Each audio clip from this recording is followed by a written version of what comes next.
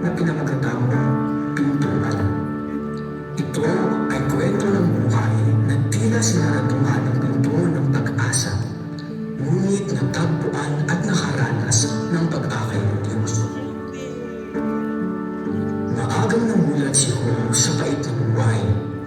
Lumaki sila na ang tahanay dapat sanay kanyungan at masaramuan ay punong-tuno ng pagtatalo at pag-aaway. Araw-araw ay nasasaksihan ni Job ang pananalangin ng kanyang ama sa kanyang ina. Away na naman. Abay, mabuti naman at umuwi ka ba? Di ka naman sa anak mo. Araw-araw ka nang lasing. Ano kasi kang asawa? Karating ko lang buwan na agad na isasalubong mo sa akin. Nan, mahal din mo si Itan.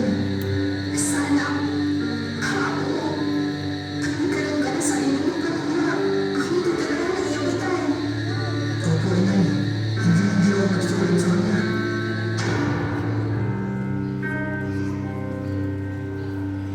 Lumipas ang ilang panahon ay nagkaroon na din ng sarili ang pamilya sa Julio. Ngunit di gaya ng kanyang ipinangako sa iyong maunang ina. At tila parehong direksyon ng pamumuhay ang pinaakya. Gabi-gabing lasing na umuwi sa Julio at inaaway ang kanyang asawa. Ay! Ay, babae! Pagtignan mo ako ng kape. Pagod ako galing sa trabaho. Anong pagod sa trabaho? Pagod ka sa kainom ng alak at kagagastos sa mga barkada mo. Hindi mo nga lang kami kinamusta ng anak mo. Hindi sinasagot ka ba? Tama na po, Itay! Inay! Pinabuhatan ng kamay ni Julio ang asawa niya at dahil sa pag-awat ng anak, pati ito ay nasaktan din. Matagal na ako nagtitiis sa ugali mo. Aalis na kami sa impyo ng bahay na to. Anak, halika na. Ito lumayas kayo! Di ko kayo kailangan! Nilulong ni Julio sa panandali ang kaaliwan at mga bisyo ang kanyang sarili upang mapunan ang kalungkutan at kawalang direksyon ng kanyang buhay. Pare, madaya na ako. Hindi mo na ako nakalimutan. Madaya na kayo kasi. Kaya sunod na. Pare, kantaan mo naman ako. Pare, pura naman. Wala ang bet.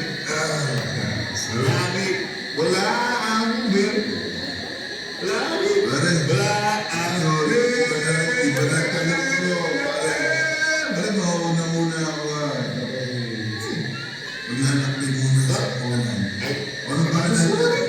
Di pare, isang light na lang. Ang mabuhay na. Sige pare. Di pare, isa ko. Sige pare.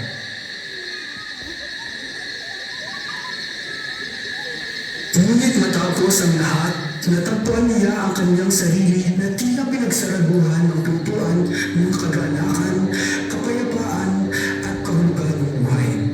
Nagising siya sa realidad ng buhay at ang problema ng kahapon ay suliranin pa din ngayon. Ako na pagod na ako. Di ko na alam ang nangyayari sa buhay ko. Lasing na naman ako. Nung magising siya sa kanyang pagkakatulog sa bangketa, ay narinig niya ang isang nangungulang ng salita ng Diyos. Ayon sa Pahayag 3:20, narito ako. Ako ay nakatayo sa may pintuan at kumakatok. Sino mang makinig ng sa aking tinig at magbukas ng pintuan, papasok ako sa kanya at kakain kasalo niya at siya'y kasalo ko. Kaibigan, bukas ang puso ng Diyos para sa iyo.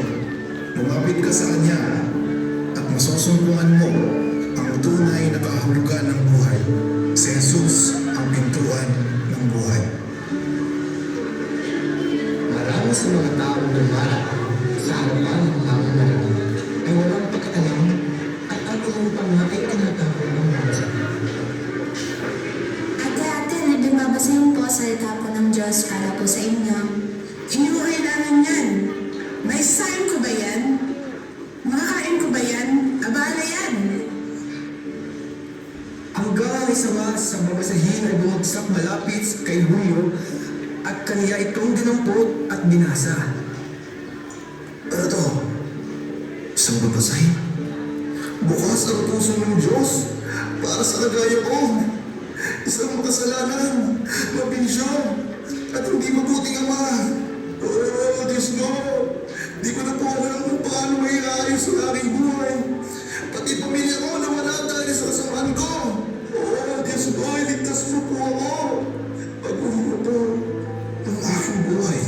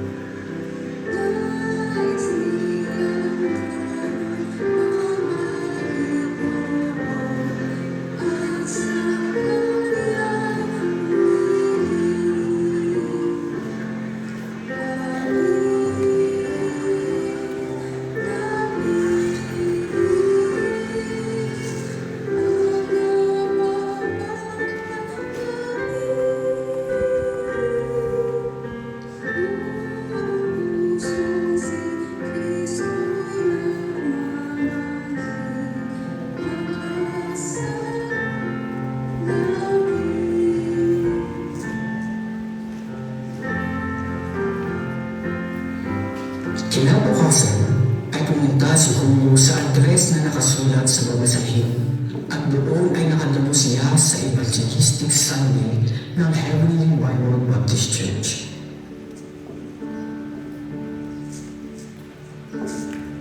Amen! Good morning po sa ating lahat. Welcome to Heavenly Bible Baptist Church. Sa mga lahat po ay nangyayaan at tumungo na po dito sa bahay sambahan sapagkat makapanginig na po tayo ng pangangaral ng salita ng Diyos. At muli niyang narinig ang mensahe tungkol sa pag-ibig ni Jesus na nagbigay ng buhay upang tubusin ang mga tao sa kasalanan. Mga minamahal, si Jesus ay nag-aanyaya sa pagkakataon ito na ang lahat ay lumapit sa Kanya. Pagkat binuksan niya ang pagkakataon, binuksan niya ang pintuan na ang bawat isa sa atin ay magkaroon ng relasyon, maranasan ang pag-ibig ng Diyos. Kaya sa pagkakataon ito, lahat ng nandito na wala pang pagkakilala sa Diyos, na nais maligtas, nais magkaroon ng bagong buhay, nais maranasan ang pag-ibig ng Diyos, lumapit kayo, kaligan, kapatid, minamahal, lumapit ka dito, itapanalangin ko kayo, bukas ang pintuan ng Diyos para sa inyo. Walang pag-aalinlang lumapit si Julio at di na mapigilang mapaiyak sa kaligtasang ipinarans ng Diyos sa kanya. Panginoon, salamat po at sa iyo ko natagpuan ng tunay na karumigan ng buhay. Aking pong dalangin na sana'y mabuhang muli kami ng aking pamilya at maakay ko din sila palapit sa iyo, O Diyos. Tinugon ng Diyos ang panalangin ni Julio. Nabuong muli ang kanilang pamilya at sa biyaya ng Diyos ay nakapasok din sa pintuan ng buhay ang kanyang asawa at kanyang anak. Sama-sama silang sumasampalataya, sumasamba at naglilingkod sa Diyos.